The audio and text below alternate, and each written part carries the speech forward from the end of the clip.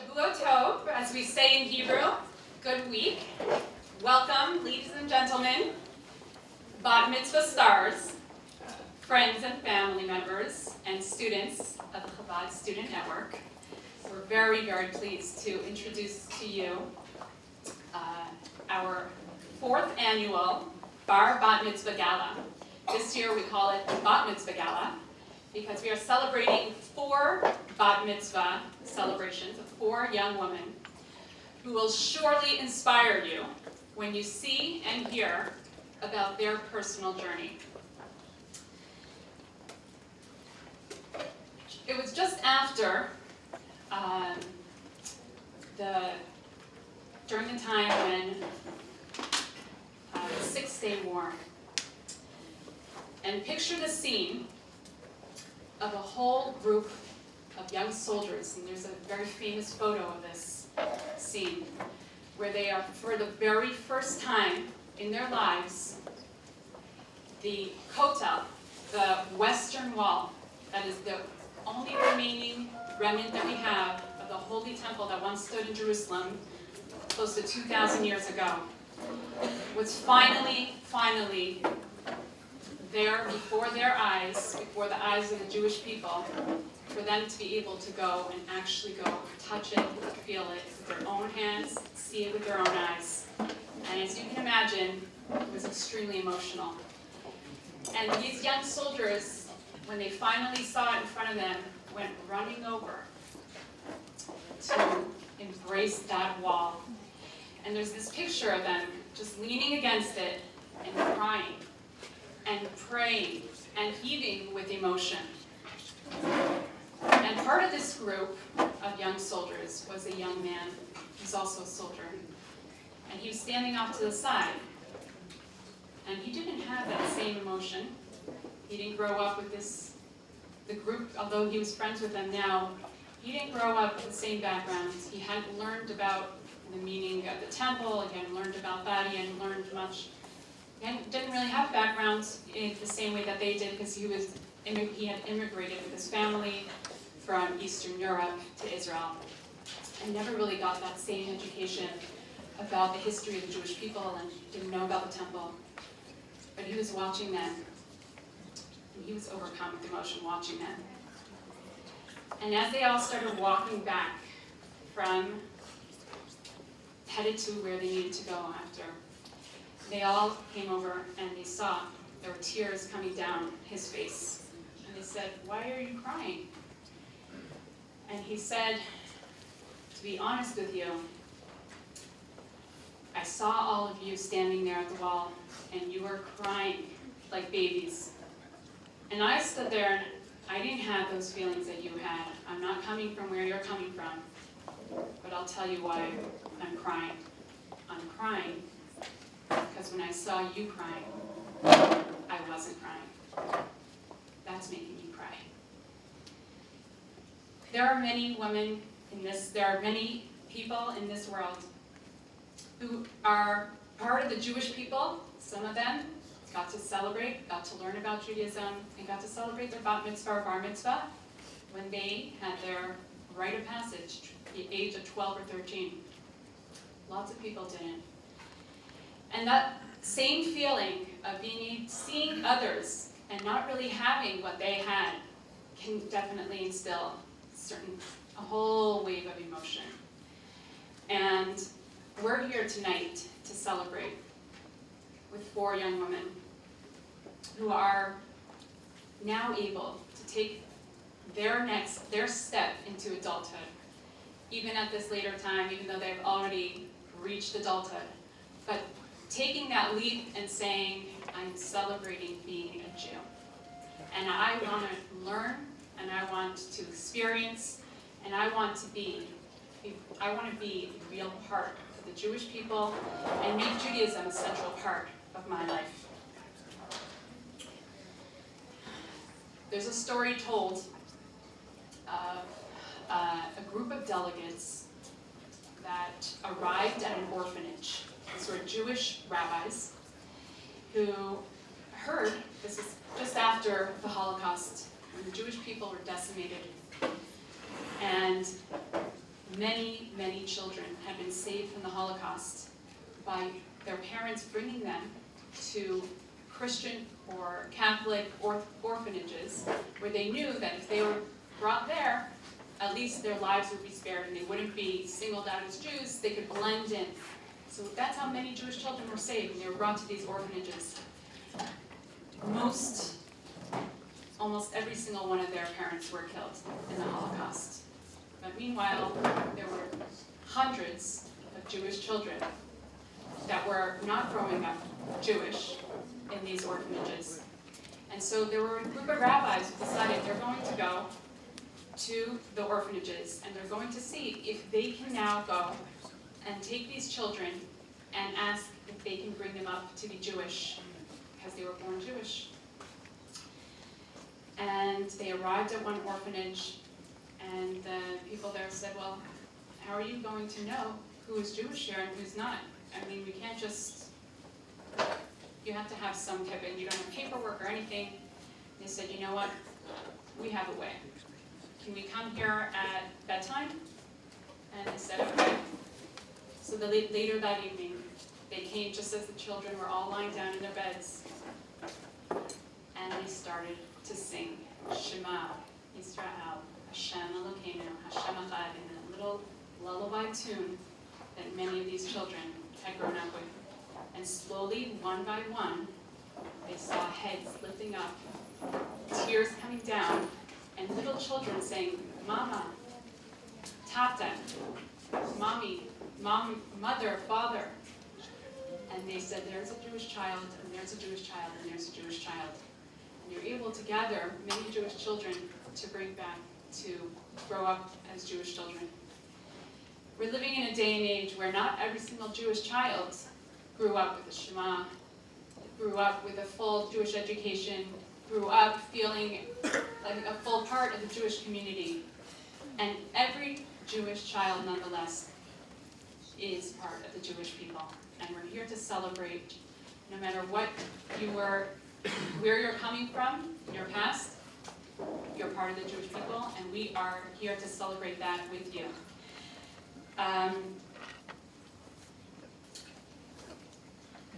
The Bat Mitzvah is a time that we know it's typically referred to as a rite of passage.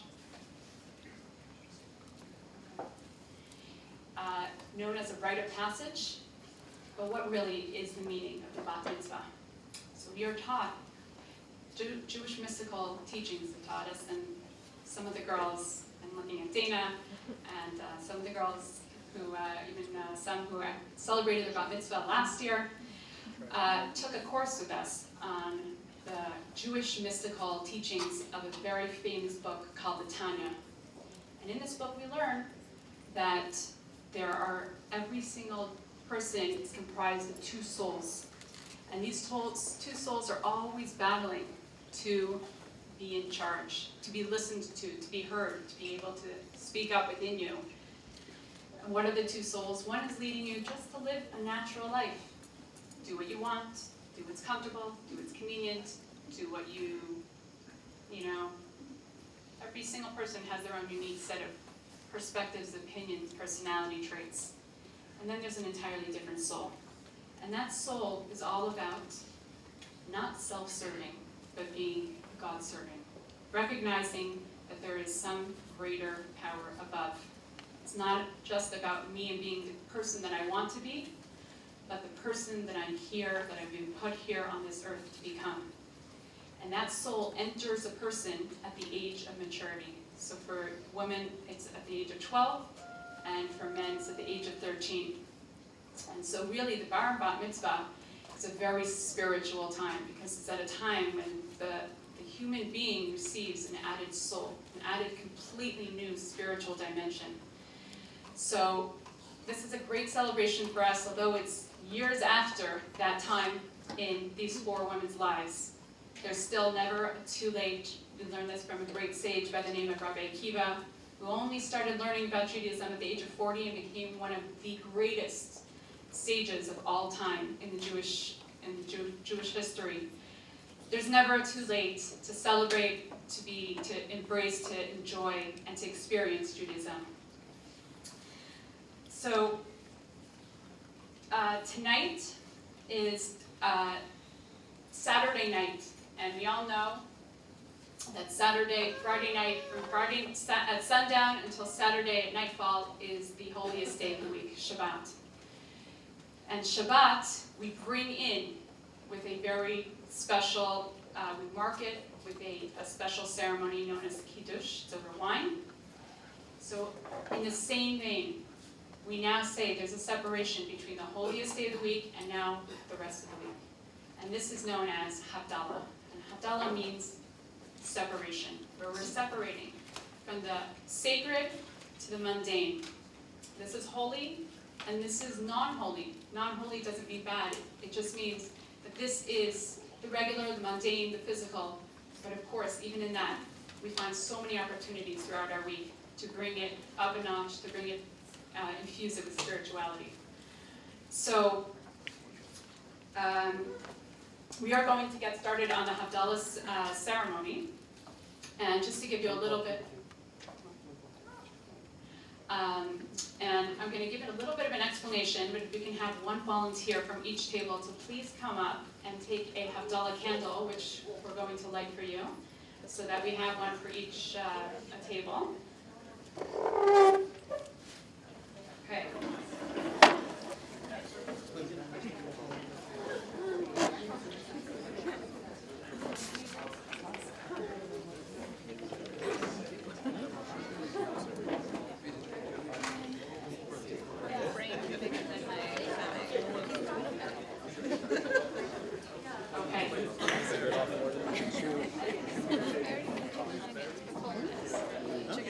So just to give you a little bit of a Havdala primer of what the Havdala ceremony involves. It's a multi-sensory ceremony. We have the candle, which is lit, and that is for us to see. We have spices, and this is as a custom for us because spices are very much connected. The sense of smell is connected to our soul. We have an added soul on Shabbat. So we smell spices because we are going to feel a little bad. Shabbat is leaving. It's our way of feeling a little boost. So that is the spices, and then we had the wine. And the wine is what we customarily we use for that, the Kiddush and for the Havdala. So now everyone should see at the middle of your table are small little see-through packets. Those packets contain cloves, which is a spice. Okay, so we are going to be, when the Havdala is recited, as soon as you hear the blessing, the second blessing that is going to be made on the spice. The first blessing that's going to be made is going to be made on the candles, and it's customary to hold up our hands to the candles to see the reflection on our fingertips. So we're going to get started on that.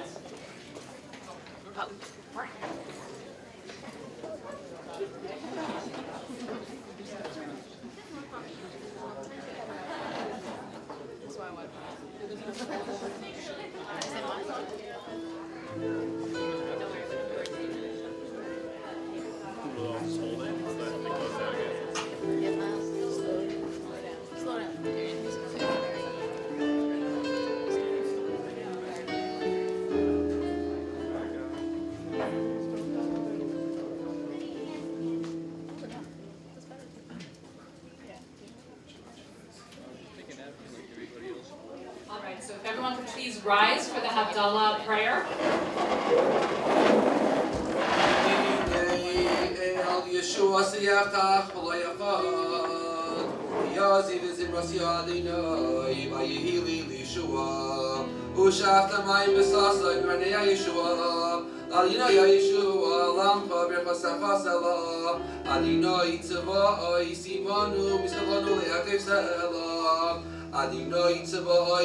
Asher Yodom V'Teach Adonai Hoshia HaMelech Yaneinu V'Yom Kadeinu.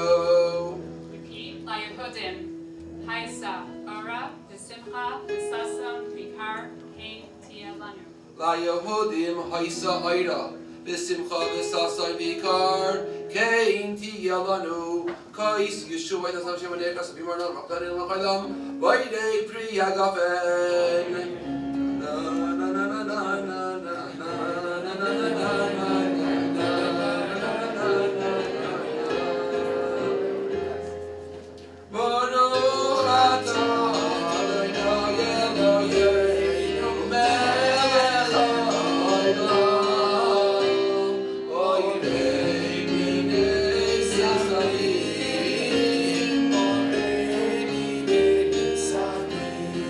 Smell the spice on the table.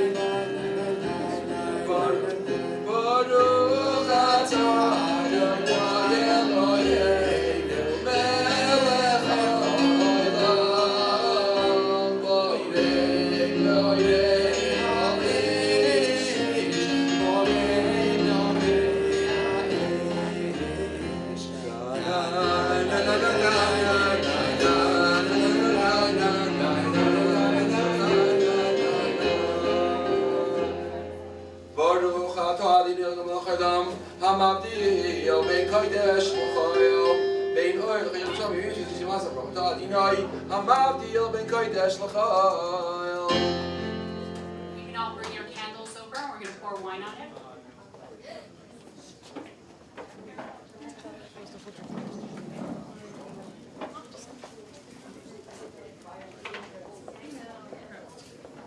There's a special blessing that this is actually a time when Shabbos goes out, is a time for us to bless the new week. So it is a time when we recite a series of blessings that are found in biblical texts. And we are going to be calling up Dolly Carmichael, one of our 4 Bat Mitzvah stars, to please come up and recite the translation of a portion of these blessings. You may now be seated.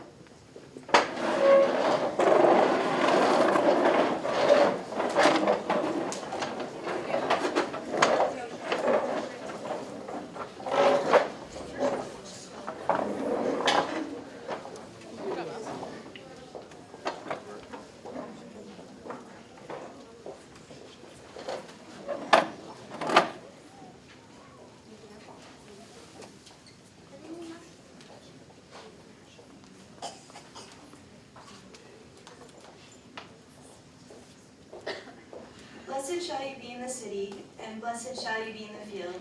Blessed shall be your basket, and your kneading bowl. Blessed shall be the fruit of your womb, and the fruit of your land, the fruit of your livestock, the increase of your cattle, and the offspring of your sheep. Blessed shall you be in your coming, and blessed shall you be in your going.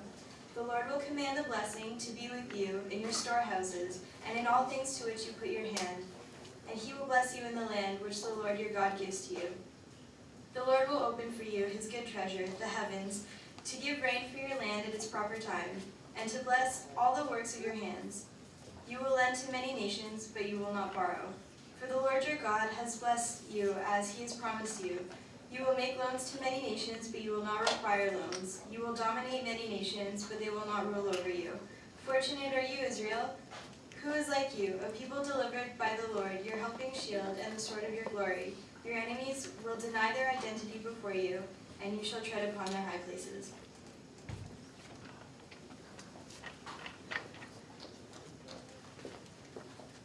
All right. Thank you very much, Dolly. We'd like to call upon another one of our Bat Mitzvah stars, Dana Malamed, is going to read for us the translation of the beginning portion of the Havdala service.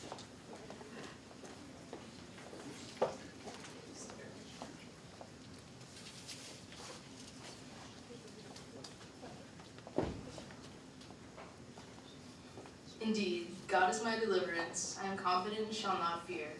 For God the Lord is my strength and song. He has been a help to me.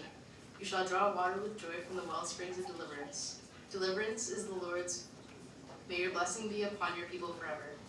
The Lord of hosts is with us. The God of Jacob is our everlasting stronghold. Lord of hosts, happy is the man who trusts in you. Lord, deliver us. May the King answer us on this day we call.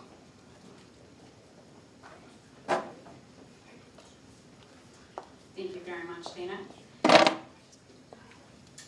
And we are going to call upon the third of our four bat mitzvah stars to please come up and recite a fundamental prayer, the one I just alluded to in the story, the prayer of Shema. So Ariel Jacobson could please come up and recite that, the translation of the Shema.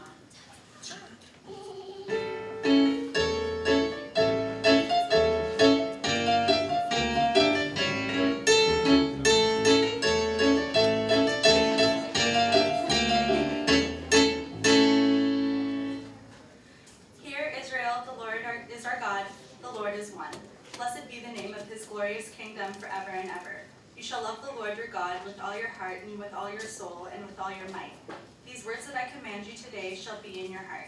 You shall teach them thoroughly to your children, and you shall speak of them when you sit in your house, and when you walk on the road, when you lie down, and when you rise.